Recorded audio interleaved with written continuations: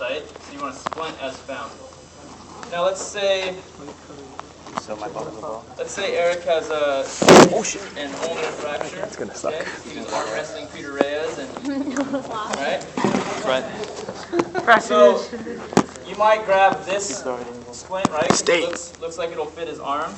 Remember, when you're splinting, you want to go above and below the joint, or above the joints above and below the fracture. You can see that this splint doesn't go past his elbow, right? So it allows him to still move. So this would be an inappropriate splint for that site. Okay, so that's a good rule of thumb. Just make sure you can't move the wrist or elbow when you're splinting the forearm. Right, so what you can do, if you don't have this one at your station, but you have two of these, you can just overlap them. Okay, see, they overlap and they can work together. So obviously this is going to be way long now, but you can see the idea. So if you have two of these smaller ones, they're going to overlap. Okay, it's the right size. Right? Okay, so those are the wooden splints we'll be using in this class. When you're doing this, so he's looking around and it's like, all right, you have a broken right wrist, right arm, whatever.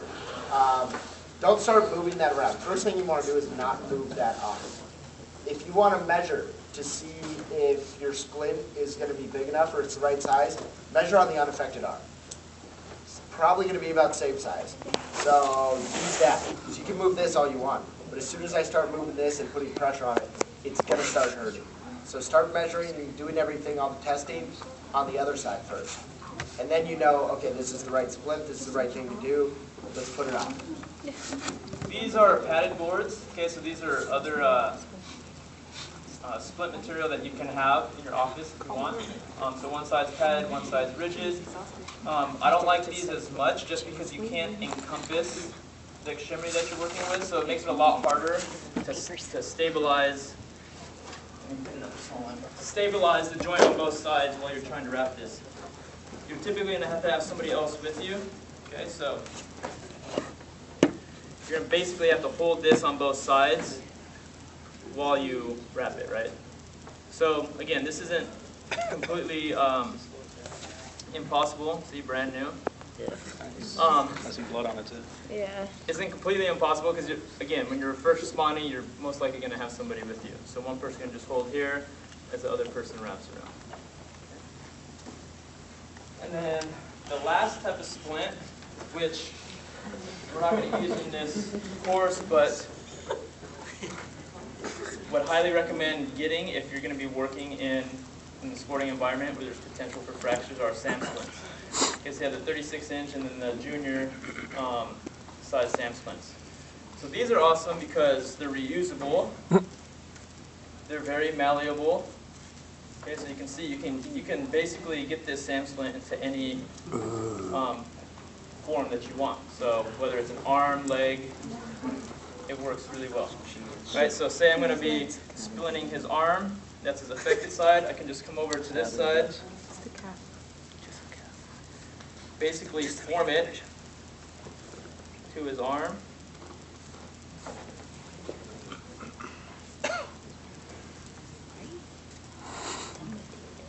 Okay. Approximate it. So it's formed to his arm. This excess you can just roll up.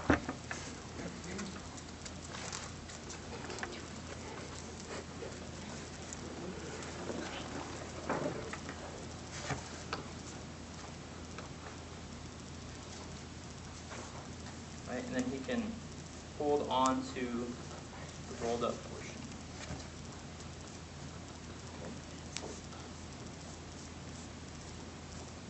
Then again, you're going to have your cravats, which are your triangular bandage, to wrap it around.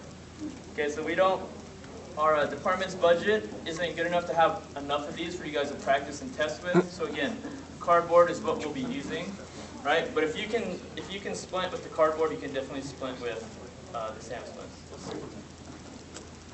Okay, so let's go through a splinting procedure. Just that little triangle. Thing.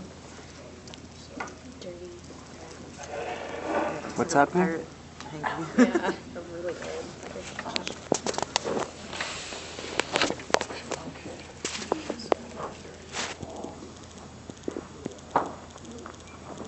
Okay, first thing, scene safety. Okay, so again, we'll give you a scenario. You're working working a baseball game. Okay, there's the center fielder, wants to catch a ball, put his hand out on the center field wall, now he's laying on the ground. Okay, so you're assessing the scene, scene's safe. You see, oh, a gross deformity. Okay, it's not compound, but you notice bone sticking through the skin. First thing you're going to do, universal precautions, okay, and then send someone to call 911. You can say get an AED, right? But just as long as you're alerting emergency medical system, okay? So just say call 911, get an AED. Just make it second nature to say that. Okay? So next thing you do is, hi, how's it going? I'm Jason. Looks like you hurt your arm here a bit, so we're just going to put it in a splint for you. Is that all right? Yeah. Okay, so that's arm, okay? So again, you want to be able to splint in the position found, right? So for the purposes of the test, just go right into splinting. But obviously in an assessment, you're going to go through, you're going to palpate the area, find out where it hurts. Obviously, if you see the gross deformity in the bone, that's obviously where the fracture site is. But again, you're just putting opposing pressure, okay, feeling for that crepitus, looking for pain to confirm that it's a fracture. Right? And if you can, again, if the gross deformity is up more distal, it's okay to move the elbow, all right? Just to get him into a position where you can actually splint the arm. Okay, so you'd want to try to put it down at the ground, right? So just lower it. Doing okay? Yeah. All right. Okay, so the first thing you want to do is check PMSC. Okay, so we're checking pulse. Can you move with your fingers for me? Good. Finger am I touching? Finger am I touching? Good. And then I'm checking cap. Okay, so PMSC is all clear and good. We measure to the other side. Okay, so this crosses both joints, so I know I have a good enough splint.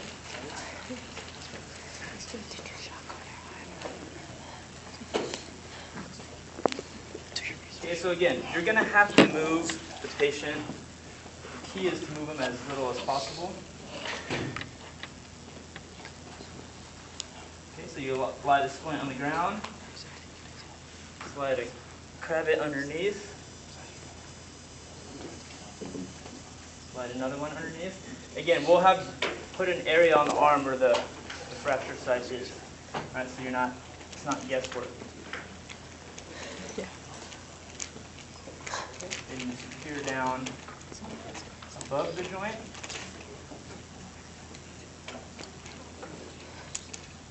The beauty with these cravats is that the excess can help you actually fill in space on the splint, so you have all this excess. So if there's gapping, like right here at the elbow, you just shove the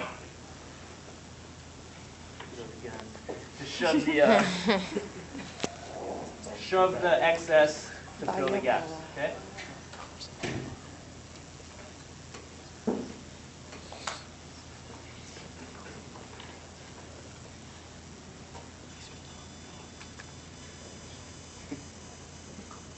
Going below the fracture site. And again, if some of these boxes are pre-cut, don't worry about it.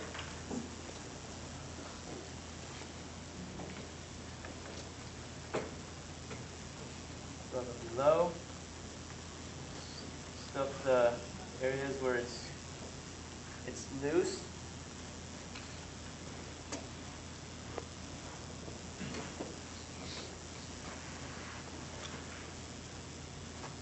Okay, so there's gapping here on the side too, so just make sure fill all dead space in.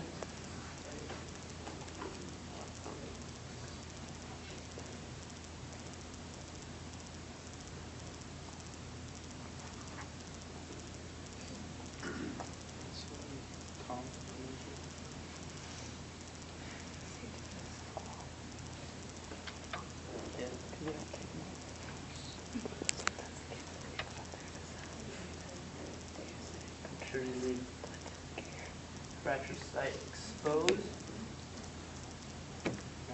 So we're going to be solo on this, or is there gonna be somebody with you?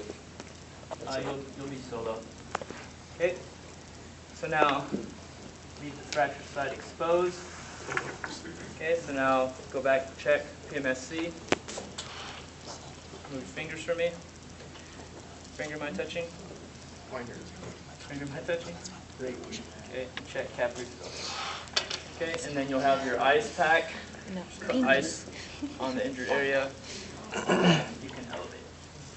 All right, so after you're done with your splint job, we're going to come over and make sure that it's on good. Would you wiggle it like that, really? Yes. Half the time, Oh. this happens. Okay. I pulled pretty hard there. I mean, we're not going to try to rip the splint off, but if we just give a gentle tug and it slides, then it's not a sufficient job, okay? So like I said before, it doesn't matter if you use ace bandage and 2 cravats. That's just the technique I did. You can use however many you want. Ace bandage, we'll have white tape available. Do whatever you want. Just make sure that the splint stays. Keep the cast on. And there is a time limit, okay? So you have 10 minutes to do both procedures, just like for the midterms, right? So this Start wrapping. splinting could potentially take a little longer, so just make sure you know what you're doing and you'll be fine. Yes? What if it's like an open fracture and it's got the One step ahead of me. We'll do that right now.